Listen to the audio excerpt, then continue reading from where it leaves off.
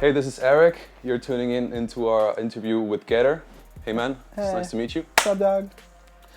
So, how's your stay in Prague so far? It was dope. It was, I know we got 2 days left here, but yesterday was kind of a lazy day because we were at a very shitty hotel, but now we're at a cool hotel, so we're going to walk around a little bit, check shit out. Come to cool stores like this. So yeah. Cool. I like it. I'll jump straight into sneakers. Sure. So, we'll start. Do you remember your first sneakers ever? I actually do. My first ones that I cared about were, I forgot what brand they were, but there was this band in the States called Hanson that I was obsessed with when I was a kid. And one of the dudes had yellow commando boots. So, I copped those. Copped the yellow commandos. And then got obsessed with Vans. So I've just been a Vans dude ever since. So Vans is your go-to brand Oh, yeah. at Just the like, moment. I mean, I have collectibles at my house right now that like I'll just buy just to have. Like I have like the first Yeezys and shit, and like I used to collect Supremes, so like I'll collect shit, but I never wear them. But like, So we're just stocking them for the future. yeah. Cool. That's actually what I want to ask as the next question. What were the most expensive sneakers you ever got? Oh, fuck. Probably the 850 Boosts, the Yeezys, the very first ones.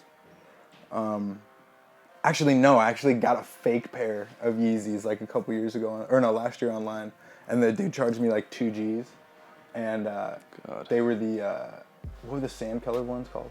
Moonrock. Yeah, the moon rocks, and like I got those. They came in and they were totally fake. And Oh no! Wait, no, that was Oxford Tans, not the that, Moonrocks. yeah, Oxford Tans, Sorry, that's what they were. my mistake. But no, yeah, I got them in and they were fake as fuck, and so I hit him up and he just went ghost, and like so I lost $2,000 on sneakers, but probably $2,000 is probably the most I've spent. Cool. Did you buy any clothes on the tour so far? Oh yeah, we went to Supreme in London because it's like the best Supreme store. I think I dropped like just 1,000, but about to drop some money here, and then like yeah, just stores here and there. But I'm a huge Supreme fan, so I just bought like everything. So was there anything you were looking for specifically in Europe, like brands or like? Not really. I just like, I've been to the New York Supreme store and the LA one, so I wanted to check out the London one. But that was really like the only one that I was looking forward to. But yeah. Cool. Well, let's move on to music. As a DJ, what do you think that was like your true breakthrough, like from becoming like a small DJ to like a big one? I think joining Ausla and releasing Head Splitter, and also kind of stepping away from the heavier shit that I was doing from back in the day, because it got boring real quick, and so I just changed it just for me, just because I was bored, and then that kind of just like resulted in me getting more popular, I guess. So probably just experimentation really helped. And how did that happen, like with Oslo? Oh, it was weird. There's this big, Trollface released with them, with a collab. He did Burial with Skrillex, and then Trollface, he was a buddy of mine, so I was like, yeah, like, do they fuck with me over there? Because I want to release with them. And then he's like, yeah, like they all know you, like they all play your shit out. And there was an email thread with a bunch of DJs in it. Fuck, this beer is making me burp. But yeah, there was an email thread where a bunch of DJs were on it, and they would send each other all their music, and Skrillex was on it. And so I would always send my music, and I made Head Splitter in like 4 hours, and then I sent it on there. And then like the next day, the dudes from Mousa hit me up, and they're like, hey. So it was weird because it was like, hey, I want to release with them. Hey, I'll make this song. And then, hey, now you're signed to Ausla. So it kind of just like lined itself up. But yeah, it was cool. It was super natural. And that was the time you met with Skrillex? Yeah. I mean, I'd met him a few times before, but like, it was the first time where he was like, hey, I'm going to call you. And at the time, I was like, fuck, Skrillex is about to call my phone. It was super weird, but yeah, now he's my buddy. So it was cool. Happened for the best. Cool. If I may ask, what's your relation with Datsik? Because I know you were with the Firepower for a bit. Yeah. No, he's still one of my homies. He's my day one. He was like my jump. Like he put me on my first tour, like bus tour, and like gave me my first real money from releases. And I remember I felt bad because the Firepower, the label and the look didn't match up with what I was doing anymore. So I was talking to him, And thank God he was like understanding, because I was like, dude, I don't want to release with you guys anymore because I'm doing this other shit. And he was so supportive and was totally just like, yeah, man, like, I'll point you wherever you want to go. Do your thing. So he wasn't pissed, so I was super stoked on that. But yeah, he definitely, he's like, will always be the day one, like, first dude that helped me out. So, yeah. Yeah, I was playing like 2 years ago here, and I got the chance to talk to him. So he's a really cool guy. He's cool as fuck, yeah. And my friend used to go to high school with him, actually, from Canada. Yeah, Yeah. crazy. Small fucking world. Cool. We heard that you have new stuff popping right now. You're in a record label with Borgor. Is that correct? Yeah. I'm actually the person that runs his record label. Bygor is my manager, so I'm really tight with all those guys. And I haven't released with them in quite a bit because I'm trying to build my own thing right now. But yeah, I'm really close with all those guys. They're really cool. So, and what is your current, like, most favorite producer? I would say Flume, but I say him in every interview. Probably, that's hard. That's a hard one. Keenan Mateus is really good. Josh Pan, Wheat Thin, Spencer Brown, Flying Lotus, of course. There's a lot. I listen to so much music. Tizoki, Scrim from Suicide Boys. He makes amazing beats. Oh, XXX. How do you say it? What is it? Tenacion. Yeah. I just found out about him yesterday. I've seen his name everywhere, but I actually listened to his stuff yesterday, and I was like, whoa. He's still in prison, or he already got out? Or yeah, I guess his like actually like my friend Adam. You know Adam from No Jumper? He's managing him now. I had no idea, but like yeah, I guess he's managing him, and I was talking to him, and apparently the court date got moved to like April, so he's got a few more months. But they're pretty confident he's gonna get out. But I fuck with that guy. I just found out about him. He's so sick.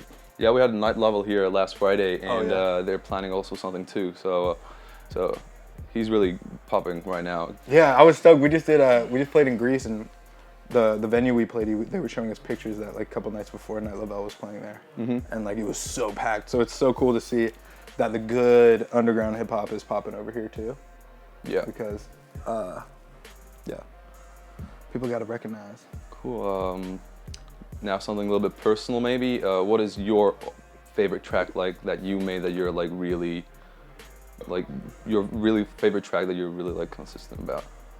I can't say any of my old music because like when you produce as much music as I do, not to like be a dick, but like I just fucking hate all my old music. So anything from like 3 months ago and behind, I hate. So it's got to be all my new shit because I have like a 12-track.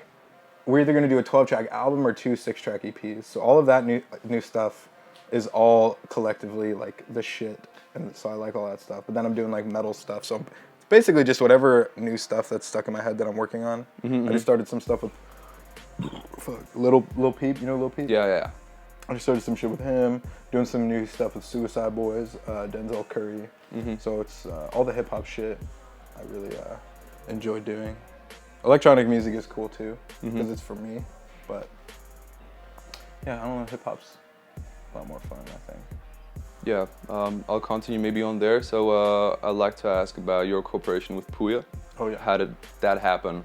Like, how did you guys met, and how like? Yeah, well, a homie of mine in LA was like, he showed me like Get Buck, like all these old Booyah songs, like back in the day. I was like 19.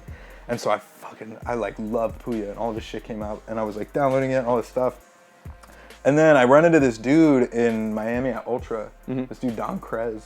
And he's like, at the time I didn't know, but he's like the ringleader for all of them, like Booyah, Fat Nick, like all those dudes. And I didn't know, but I had known him for years because he would like pick us up from the airports, drive us around, you know, get us weed, get us drugs, get us whatever we needed for like the shows. And I ran into him again, and he's like, "Yeah, you fuck with Booyah?" I'm like, "Yeah, dog. What the fuck?" And he's like, "Yeah, I'm his DJ." So like, El Presidente. Yeah, it was so weird. And then my roommate Nick Coletti ended up going on tour with him as like a host. So there was 2 connections. So when they got back off tour, I hit up Krez, and I was like, "Dude, like, I need to do some shit with Booyah. I've been practicing hip hop stuff and all this shit." And so he ends up inviting me to my homie Yogi's crib, and we went into, I was like talking to Booyah and Fat Nick, and Booyah was super like, he's like, nope, I don't fuck with you. I don't fuck with electronic music. Like, your shit's fucking gay. Like, no offense, but like, I just don't fuck with you. And I was like, okay, well, like, Krez was like, dude, just give him a chance, like, whatever, because he's super picky with his beats. And then finally he's like, all right, let me hear the fucking beats. And so I played him like 3, and he's like, oh shit, these are dope. Was Energy one of them? Yeah, or? no, the first one was Hunted, and there was Hunted, and then there was like 3 other ones, and we recorded a bunch, but we just took the one, and then right away he's like, yeah, cool, I fuck with you. Sorry, I was a dick. I'm not open to shit like this usually. And then we started working on a bunch of shit, and then he ends up he calls me one night. He's like, yo, I want to make a song. Go to my studio, or no, we went to my old house, and I had the Energy beat, and then he came over, and it was actually funny because we worked on that song for like 6 hours straight, and then he went home because at that point it was like 5 in the morning, and he's like, fuck this song, dude, this is retarded, like, for Energy. He's like, this shit sucks. And then we wake up in the morning, and he texts me, and he's like, dude, this shit is hot, like, this shit, he's like, I don't know what I was thinking, but like, this shit is hot, let me come over. So we finished it that day, and yeah, you had to sleep on it a bit. Yeah, exactly. And then after those 2, they were like some of his most poppin' new songs. So he's like, yo, you should just do my album. So it was a good journey, but I'm stoked to see. I'm not selfish with shit. Like, I want him to grow. You know, I had like, me and him had our fun. So like, if he needs anything else, I'll help him out. But I want to see him do his thing. But his new album is sick as fuck. But you didn't really like split ways. Like, you're still like no, bros, right? It's still my dog. I just like, I don't want to be that dude that's like, hey man, like, we did an album together, so we should work together more. It's like, hey, we did an album, it was fun. Let me know if you want to, whatever. You know, he's got his shit, I got my shit. So, but we'll definitely do more shit in the future. That's my dog. Cool. And you lately also work with the Suicide Boys? How did that go? That came from Booyah, because we were, I heard about them. Like everyone else, I heard Southside Suicide, and I was like, this is dope. But randomly, we were working on Underground Underdog, and then he invited a couple people to my studio, and I didn't know who they were, and they walk in, and they were the Suicide Boys. And they were so precise about how they wanted shit done, because they all make their own stuff. It's usually Scrim makes the beats, and then they both rap on them. And they record it in a certain way, so they were very like particular. And then like, they were super cool, so I sent them some shit, and they fucked with me too. So it kind of really all just came down to Krez. Don Krez made it all happen. So shout out Krez. But yeah. Cool.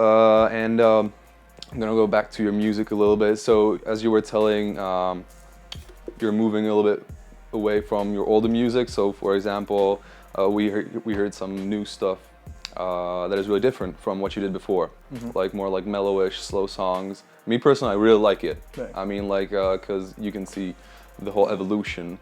So, do you like still want to stick to like dubstep, or like you want to branch out like to other genres more and more? Yeah, I feel like I want to make everything, you know, cause like all those sad songs are all like the happy songs, or like whatever the songs that aren't energetic EDM stuff, like basically songs you can't play at a show. Those are all just ones that I'll make with whatever I'm feeling.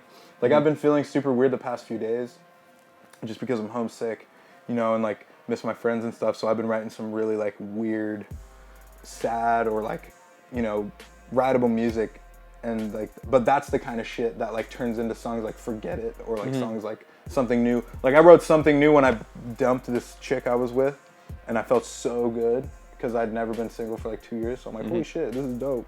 I'm gonna make a song about it. So I don't know. I feel like it's not about branching off. It's just about doing whatever will help me go forward. So it's like, if I don't like to talk to people about my problems. So it's like, if I can just make it in a song, then the problem's gone. So if I'm like pissed or whatever, I'll make a heavy song.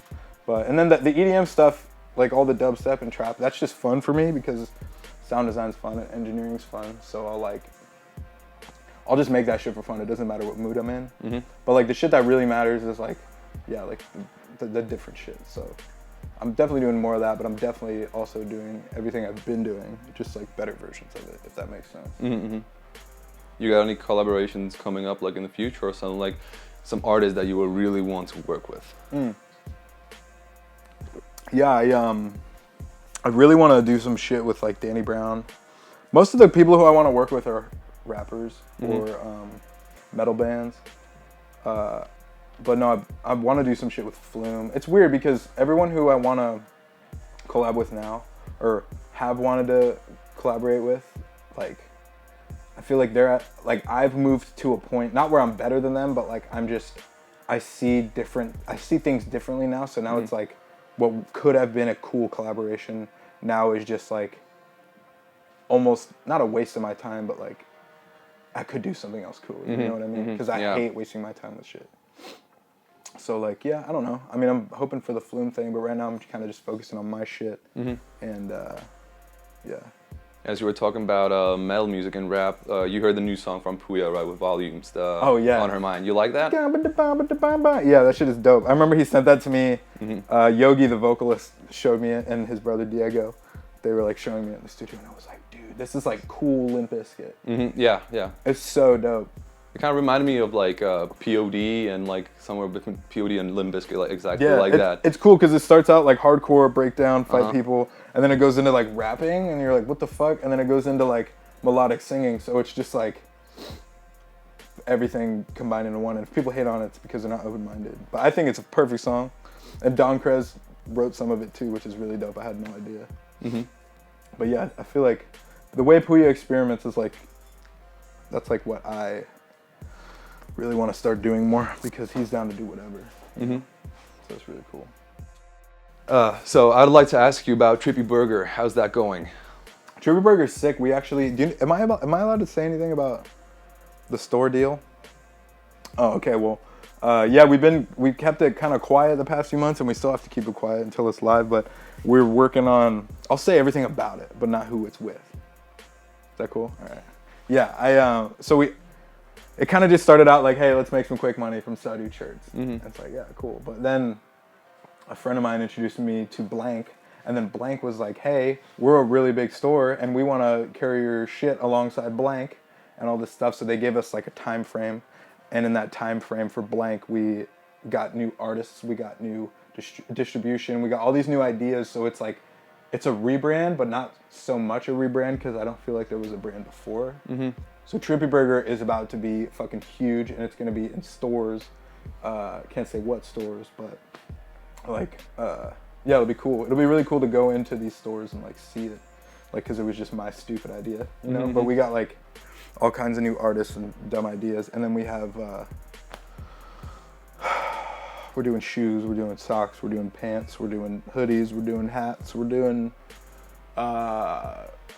fucking energy drinks. We're doing so much shit with Trippy Burger, so it'll be good this year for sure.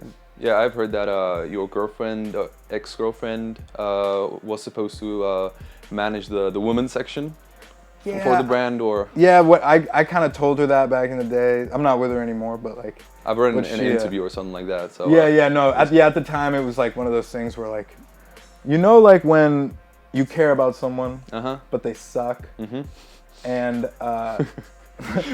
they can't get their life together, so you try to help out as much as you can. Well, that's what I was doing. So she had a shit job, she wasn't doing shit, and she kept getting jealous because I was making all this money doing what I wanted. So I was like, okay, well, you should do 2 women's shirts for Trippy Burger and make you a couple $1,000s. But it was a pretty big regret, because she still hits me up today like, where's my Trippy Burger money? Even though I designed them and distributed them, and I don't know. I might as well should have just handed her money, but yeah, she was kind of presenting it as her own project, kind of seemed like. Yeah, I'll like design it, because I do most of the designs myself aside from the new stuff, and I'll be like, yeah, what color should the letters be? Yellow. And then she was like, give me 80%. So that's no more, but there's definitely a lot more women's shit now that's designed by men, but I feel like women will like it. Cool.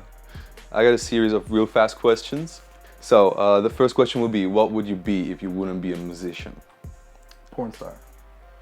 That's what I read. I just wanted to hear it from you. Hell yeah. Porn star or life coach. Life coach. Yeah. It's a really hard job. Yeah, I know. Just telling people what to do. Yeah, my mom wanted to do this, and I don't know. Like, what's my opinion on life coaches? Like, they're getting money for like just making stuff up. But, yeah, exactly. Yeah, exactly. And I'm really good at bullshitting, and like, yeah. I do what the fuck I want to do. So I feel like if I can, and I'm really happy with doing what I want to do. So I feel like if I can just go to like You know, because parents baptize their kids before they can speak fucking English or Uh-huh. whatever, wherever they're from. They baptize them and basically brainwash them. So if I can get to that kid by the time he's like 7 and life coach him into doing whatever the fuck he wants, there will be a lot more cool art in this world instead of fucking bullies at school making fun of gay kids. It's like, come on, man. Agreed. Just pick up a pencil, draw a picture, or listen to fucking music. Stop baptizing your kids when they can't speak.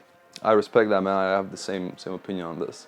That's fucked up. So about your tattoos, I wanted to ask before the interview if you're planning on doing a second sleeve, but I see like you have one already made. Yeah. So you started off. Yeah, I had, my plan was to, on this Europe tour, it was bleeding a little bit.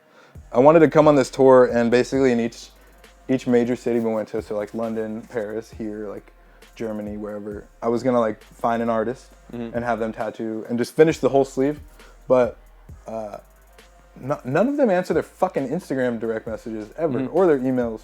I don't know how they stay in business, but I was like, yo, I'll pay you a bunch of money and I'll shout you out on Instagram. It's a win-win for you. I just want your art because I like it. And no one did it. So I was like, fuck you. So, but I got this really cool one by this dude, Hyro, in London. But it's healing. It's kind of got onion skin right now. How much did you pay for it, if I may ask? He hooked it up. It was actually hooked up through my homie's Mode Step because it's their shop. But I think the final price was like, I think 7 something. It's like $720. And then he wanted to take money off. I was like, no, dude, like you just spent like 6 hours of your day doing this. So I paid him full, but like, yeah, they're really cool over there. Yeah, it's sometimes really hard to get like to tattoo artists, even like if you're big, because like they get cocky kind of. They get a lot of fame, a lot of followers. Yeah. So it's sad because like the stuff they're doing is really cool, but they just they're artists, so it's a lot of drugs and a lot of everything, and they just kind of, they're not really good with focusing on the real shit and like making money in contacts. That's why I like, for a while, like the dude who did this whole arm, his name's Carson Hill, and he's my boy. I hit him up once, and he's like, cool, I have a private shop at my house, come by, and now I can just go whenever and work on it. And like, I was gonna do something different for this one, but now I'm thinking of just finding another tattoo artist and just sticking with him the whole time, because I don't really want to go through the hassle of hitting people up and sound like a fucking douche in DMs. So yeah. But yeah, it's coming along. I think I'm gonna do, the next thing I'm gonna get is like a Grim Reaper killing himself. And then I want to get a pair of tits somewhere. So Yeah, you got a UU on your finger, I see. Yeah. Dude, I fucked up because I wanted to get my knuckles tattooed to say like cool shit or something. But like the UU's there, so I might have him go over it and then move the UU up here. But yeah, had to do it, bro. That was a very proud moment in my life. Topping Drake in the charts. Damn. That was dope. Damn. Charizard, is that your favorite Pokemon? I think so. Good guess. Either Charizard or Coughing. Because that dude is so ridiculous. You know, that was like the one Pokemon that someone came up with. They're like, Charizard, Squirtle, Pikachu, Coughing. Let's make him cough. Mewtwo's cool. He never got enough respect, like. But he speaks English. That's bullshit. Like, Pikachu's handicapped compared to him. Cool. Last personal question. Pineapple, does it go on pizza? Yes. I love pineapple on pizza. Really? But not by itself. It needs to have other shit. It needs to be like pineapple and bacon or some shit. Cool. It's a big cause. I don't know if you heard, like with the president of Iceland, he proclaimed that like pineapple should be banned from going on pizza. What the fuck? Yeah. See, that's why I fuck with Europe and shit. Because you guys worry about pizza, and in the States they're still worrying about gay marriage. Like shit like that. It's like, dude, I want to move to Iceland. It's pretty simple over there. That's awesome. But yeah, pineapple should go on pizza. Cool. What about vegans? Is it a crime being a vegan? No. I used to be vegan. I love it. I think it's cool. It makes you feel good and shit. But I actually tweeted about it yesterday. When I went vegan, I was vegan for a year and a half with this girl. And I felt so good. But I remember the exact moment that I had bacon again. And it felt way better than being vegan. So it's like, I get it and I get why people do it. But don't fucking rub that shit in my face. Don't tell me what I should and shouldn't be eating. I'm gonna eat Cheetos and fucking bacon until I die. So suck my balls. You can be vegan. I'm gonna be not vegan. But I get it, you know. Yeah, I was on the same thing. Like me and my girlfriend, we were like, we want to do like a 2-week period, like a 2-week session without meat and everything. and like she was really consistent about it. And I was like, okay, let's do this. I mean, I don't really need meat in my life. Yeah. And I failed the second day. Yeah. And It's definitely hard to get started, but once you get on it, it's like, it's pretty easy. Mhm. Especially because it makes you feel like, oh, like you're fucking better than everyone else. So like, makes you feel good and shit. But like, I don't know. At the end of the day, it's like, dude, like get the fuck over yourself.